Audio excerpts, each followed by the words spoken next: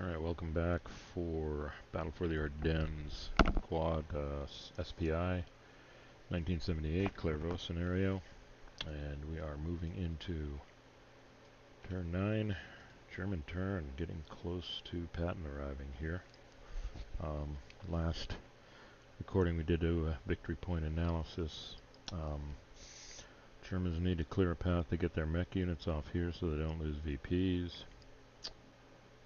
They need to take towns to get VPs. Whether they can take Bastonge is another issue. And then down here, I think the big thing is with these reinforcements coming from here, it would be nice if this forces could get up here and block them, delay them. I don't know how realistic that is, so at this point it looks like probably an American win, but we're going to keep playing through it here for a little while and see where we get, or at least give Patton a chance to show up. So like I said, we're in, oops, moving too far, turn 8. Let's go look at the sequence of play. First question is anybody, yeah, this guy remains out of supply. Looks like this guy's in supply. And 1, 2, 3, this guy's in supply. So, just this unit, the Germans have to figure out what they want to do with this unit. Attack and let it kind of go with losses, or try and totally trap it. We'll see. So that's the supply phase, no air power. Building segment, do the Germans need to build anything? They have built bridges everywhere they need to, or, well, wherever the engineers are. Bridges are already built. There's no bridges needing to be built. There's an engineer here.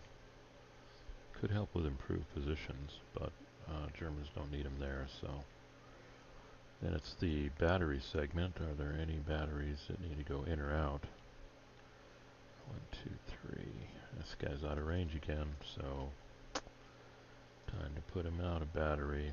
Unfortunately, these other batteries are in travel mode, or at least this one is, and this one is, so they'd have to come out of travel mode, and that's a little thing with the sequence of play.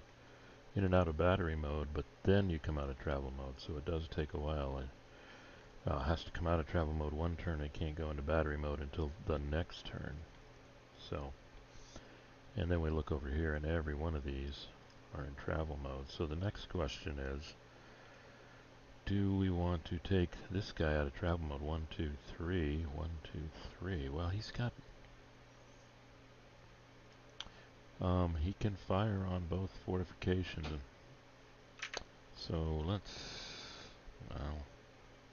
1, 2, 3, 4. These guys can move forward. Okay. I will take this guy out of travel mode. Next turn he can go into battery. And then these guys this turn can move past him and set up for the following turn. That'll be helpful in the battle here, but time is running out.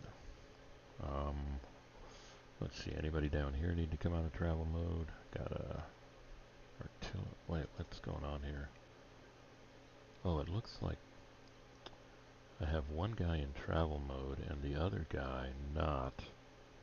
1, 2, 3. Yeah, so this guy can come out. Oh my, that's a pretty big unit. Didn't even realize it. This guy, he could come out, but 1, 2, 3. There's only one attack. 1, 2, 3. So it's not worth it. So this guy will come out. This guy will go in battery. This guy will stay in travel mode so he can move up closer because I expect the front lines to move further. And then, yeah, here's another one. And he's way out of range of everything, so he'll stay in travel mode. Well, let's think about this. If you're not in travel mode, though, you can move. But, that's, oh wow. You could move 1. Or he could move 2. Well, let's take him out of travel mode. But he can't change battery. Oh, then we got this guy. He can move 1. And if we put him in travel mode, he can move 2. Move one, two, three. Let's put him in travel mode. March mode, excuse me. Okay. Interesting timing issues. Okay, that's, now we're at the movement segment. So, let me pause while I do the movement. Alright, we're back. German movement is done. 2nd Panzer with the assistance of this, don't know what kind of brigade, but Panzer Brigade are going to try and turn the flank here. Panzer Layer with the Volksgrenadier are just going to pile on this hex. Got a big attack here with artillery support. I'm debating this attack. That would be 4-1 in heavy woods. These guys are tied up over here. And here, just putting pressure can't generate enough strength to really attack at this point, but we grab the bridge. We're bringing up engineers in case we want to build a bridge. And we're trying to bring up some artillery.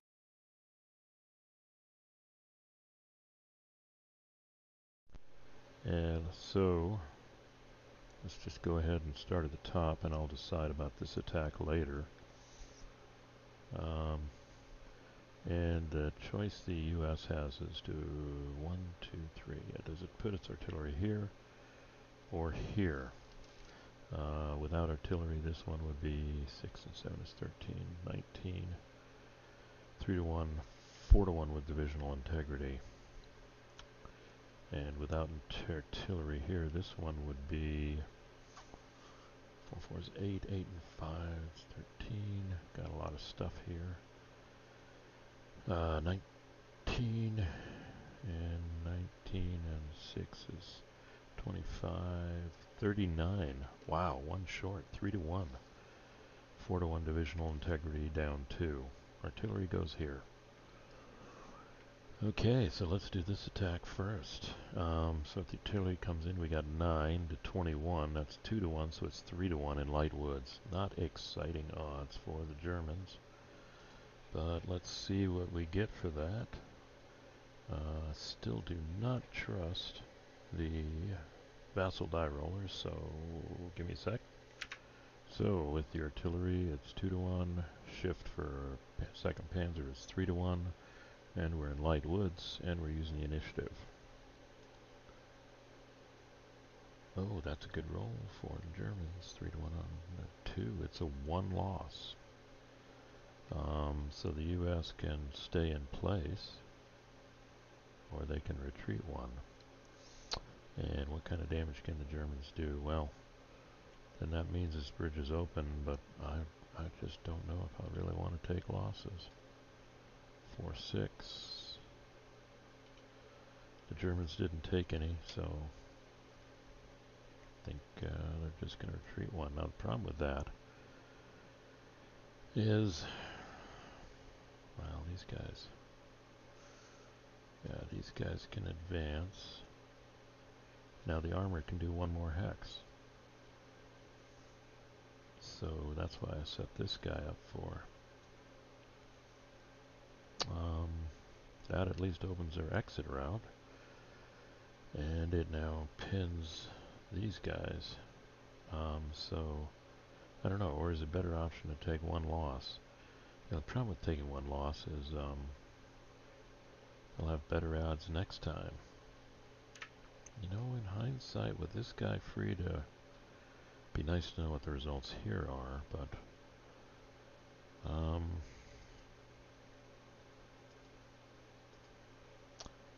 let's take the law. Well, let's see first. Hold on. 1. Yeah, he can be reinforced. We can get it right back up to 8. This guy, 1, 2, 3, can't get behind him. Or this guy could fall back on his own. Oh, wow. Tough choice. Alright, this may lose the game, but boom. Let's do that. And so the Germans are still stuck. This is going to be a straight run. 8 and 5. I think I got to 39. So it is 3-1, 4-1 down to 2-1 on broken. I'm pretty sure of that. Let's check. 14, 20, 26, 34, 39 to 10 is 3-1 divisional integrity.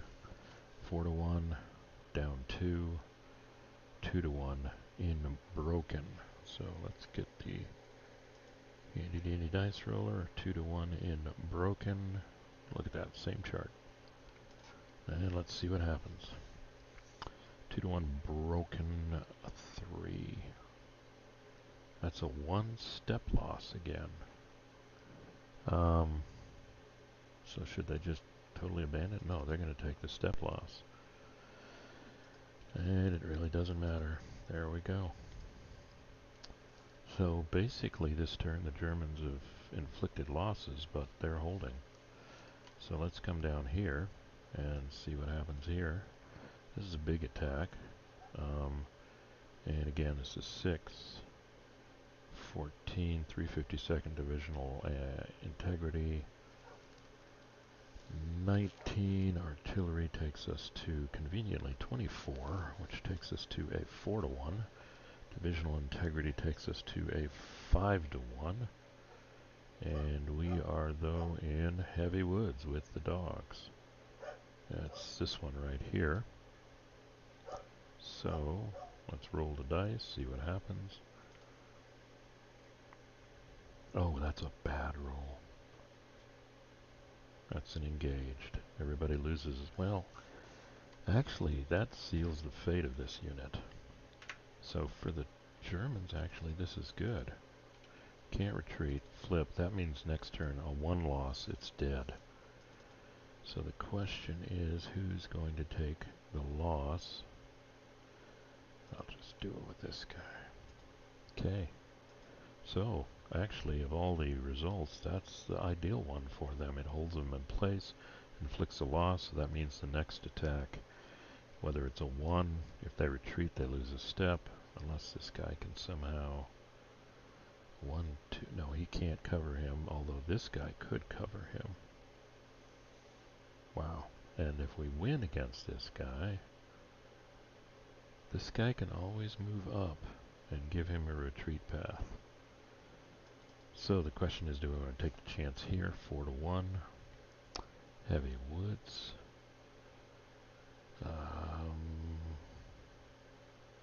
Engaged kills him.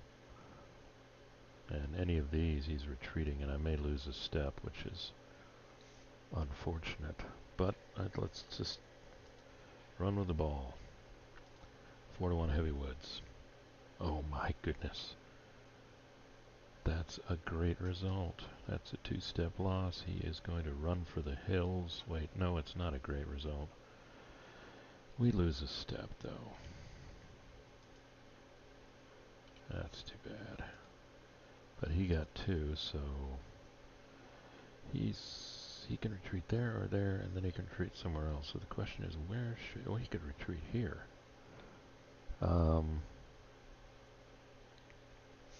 Okay, let me think about this one. Too bad we didn't have any armor in that attack. I think I'm going to put him here. And all these guys can do is advance. My intent was to shift them over here to help with this. Yeah, if we had armor, they could have advanced right here. But still, this guy can get him out.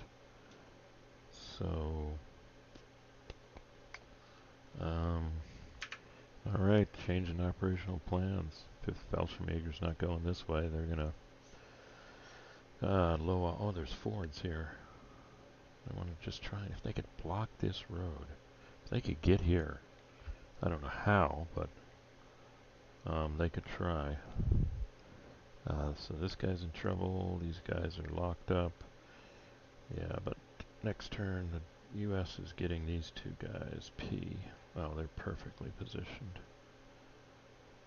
And there's no way the Germans... well, maybe they can try and block it later. We'll see where they send their reinforcements. This may prevent them from going to Bastonge, shutting that down. Germans have to open the door here. This is their big one. They've got to be able to get off the board. So that's 6 victory points because they've got 10 mech units. So the Germans, I don't know. It doesn't look good for them, but we'll see.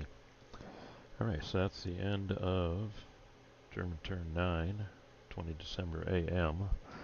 And we will come back later next with the US turn. So thanks for listening. Comments appreciated. Rules, errors, strategy. Keep coming with those in the comments. And otherwise, subscribe if you haven't. And see you at the US turn. Thanks for listening.